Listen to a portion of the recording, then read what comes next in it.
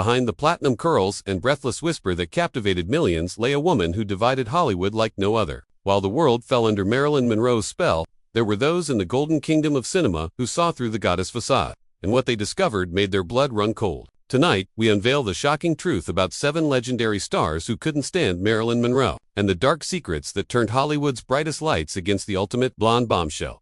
In the gilded halls of Hollywood's elite, few commanded more respect than Olivia de Havilland. The 2-time Academy Award winner, known for her grace and dignity, represented everything classical about old Hollywood. But when it came to Marilyn Monroe, the Southern Belle's famous composure cracked like fine china. Little did the world know that behind closed doors at industry gatherings, de Havilland would physically turn away when Monroe entered a room. Witnesses recall how the Gone with the Wind star's jaw would tighten, her perfectly manicured fingers gripping her champagne flute until her knuckles turned white. The animosity ran so deep that de Havilland once reportedly whispered to a companion at a 1956 premiere, "That woman is the death of everything we've worked to build in this industry." The root of this contempt stemmed from de Havilland's belief that Monroe represented the vulgarization of Hollywood's golden age. Where de Havilland had fought tooth and nail to be taken seriously as an actress event battling the studio system in court, Monroe seemed to glide by on sexuality alone. But there was something deeper, more personal at play. Insiders suggest that de Havilland saw Monroe as a cautionary tale of what happened when talent was overshadowed by manufactured image, and it terrified her to her very core. The tension reached its peak during a 1957 charity gala where both women were honored. As Monroe stumbled through her acceptance speech, clearly under the influence, de Havilland was seen shaking her head in disgust. Later that evening, she confided to close friend Betty Davis, "She's not just destroying herself, she's destroying all of us." The truth no one dared to say was that Olivia de Havilland saw Marilyn Monroe as the beginning of the end for serious actresses in Hollywood. The legendary acting coach Lee Strasberg built his reputation on transforming raw talent into artistic gold. His method acting technique had shaped icons like Marlon Brando and James Dean. But when Marilyn Monroe walked into his actor's studio in 1955, seeking legitimacy as a serious performer, Strasberg encountered his greatest challenge and his most devastating failure. Initially, Strasberg saw potential in Monroe that excited him. Here was a woman with natural instinct and emotional depth buried beneath layers of studio-manufactured persona. But as months turned into years, his excitement curdled into bitter frustration. Monroe would arrive hours late to classes, if she appeared at all. When she did show up, she was often in a haze of prescription medication, unable to focus or retain direction. The breaking point came during a private session. In 1960, Strasberg had been working with Monroe on a particularly challenging scene from Anna Christie. Take after take, she would lose focus, giggle inappropriately, or simply stare blankly when given direction. Witnesses in the adjacent room heard Strasberg's voice rise to an uncharacteristic shout. "You have a gift that could move mountains, and you're throwing it away like yesterday's newspaper." But what truly broke Strasberg's heart wasn't just Monroe's wasted potential. It was watching her manipulate the very vulnerability he taught his students to access. She would weaponize her fragility to escape responsibility, blame her troubled past for her professional failures, and worst of all, she seemed to enjoy the sympathy it garnered. By 1961, Strasberg confided to his wife, Paula, "She's not studying the method, she's using it as an excuse to avoid growing up." The master teacher who prided himself on never giving up on a student had finally met his match. In the brutal hierarchy of 1950s Hollywood, there was room for only one platinum blonde goddess, and Mamie Van Doren believed that throne should have been hers. As one of the era's most prominent sex symbols, Van Doren possessed the curves, the platinum locks, and the sultry screen presence that should have made her the undisputed queen of sensuality. Instead, she found herself perpetually living in the shadow of Marilyn Monroe. The resentment ate at her like acid. The animosity began in 1953, when both women were being considered for the same roles at different studios. Van Doren, already establishing herself as a serious contender in the bombshell category, watched in horror as studio executives became mesmerized by Monroe's unique combination of innocence and sexuality. "She's playing a character," Van Doren would tell anyone who would listen, "but they think it's real."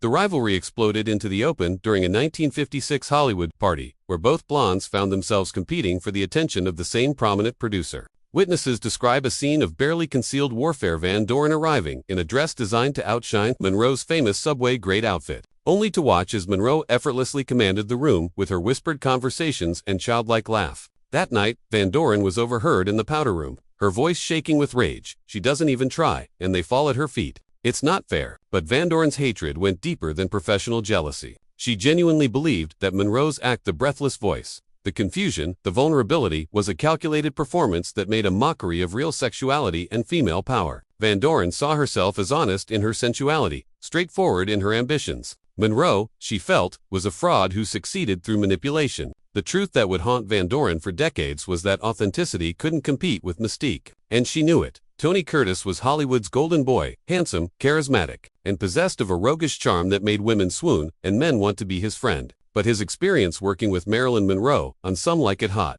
transformed the charming leading man into one of her most vocal critics, culminating in one of Hollywood's most brutal public burns. Kissing Marilyn Monroe was like kissing Hitler. The problems began from day one of filming in 1958. Curtis, a consummate professional who prided himself on preparation and punctuality, found himself waiting for hours as Monroe struggled with her lines. Mr. Marks and required dozens of takes for the simplest scenes. Director Billy Wilder was pulling his hair out. The budget was spiraling, and Curtis watched his co-star Jack Lemmon gradually lose his mind trying to maintain enthusiasm in the face of Monroe's chaos. But it wasn't just the professional difficulties that turned Curtis against Monroe. It was her apparent indifference to the havoc she was wreaking. Between takes, she would retreat to her dressing room with her entourage, emerging hours later as if nothing had happened, expecting everyone to simply pick up where they left off. Curtis began to see something calculated and cold beneath Monroe's vulnerable exterior, something that chilled him to the bone.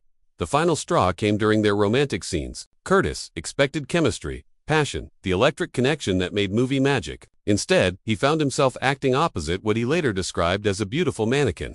Monroe seemed present physically but completely absent emotionally, going through the motions of seduction without any genuine feeling. It was then that Curtis realized the awful truth. Marilyn Monroe, the world's ultimate sex symbol, was completely detached from her own sexuality. She had become a prisoner of her own image, and working with her felt like necrophilia, beautiful on the surface, but dead inside. Peggy Lee was jazz royalty, a singer whose voice could break hearts and whose professionalism was legendary throughout the entertainment industry. When she encountered Marilyn Monroe at various industry events throughout the 1950s, the contrast between their approaches to stardom couldn't have been more stark, and what Lee witnessed behind the scenes filled her with a disgust she rarely felt for fellow performers. The first incident occurred at a 1954 recording session where Monroe was attempting to lay down vocals for a film soundtrack. Lee happened to be at the same studio, finishing her own work, when she heard the commotion from the adjacent room. Take after take was ruined by Monroe's inability to maintain pitch, remember lyrics, or even show up sober enough to perform. Lee watched through the control room window as engineers and producers bent over backward to accommodate Monroe's limitations, using technology and patience to create an illusion of competence.